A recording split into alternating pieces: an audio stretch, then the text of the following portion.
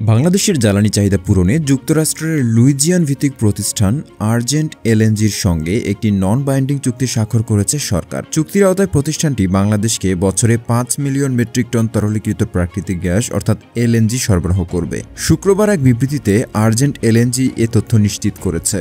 বিশ্বখ্যাত সংবাদ সংস্থা রয়টার্সের প্রতিবেদনে বলা হয়েছে, ডোনাল্ড ট্রাম্প প্রেসিডেন্ট হিসেবে দায়িত্ব গ্রহণের পর বিশ্লেষকদের মতে এই চুক্তি যুক্তরাষ্ট্রের নতুন প্রশাসনের জ্বালানি বান্ধব নীতির প্রতি শিল্প খাতের আস্থার প্রতিফলন। প্রকল্পটি সম্পন্ন হলে চুক্তির শর্ত অনুযায়ী বাংলাদেশের রাষ্ট্রায়ত্ত প্রতিষ্ঠান পেট্রো বাংলার কাছে এলএনজি বিক্রি করা হবে। ডোনাল্ড ট্রাম্প ক্ষমতা গ্রহণের পর যুক্তরাষ্ট্রের জ্বালানি বিভাগের লাইসেন্স স্থগিতাদেশ প্রত্যাহার করেছেন, যা মুক্ত বাণিজ্য চুক্তি না থাকা দেশগুলোতে সুপার কোল্ড গ্যাস রপ্তানির অনুমতি দেয়।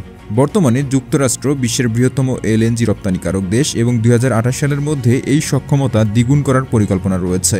তো দর্শক, যুক্তরাষ্ট্র এবং বাংলাদেশের এমন সম্পর্ককে আপনি কিভাবে দেখছেন কমেন্টে জানাবেন এবং চ্যানেলটি সাবস্ক্রাইব করে পাশেই থাকবেন।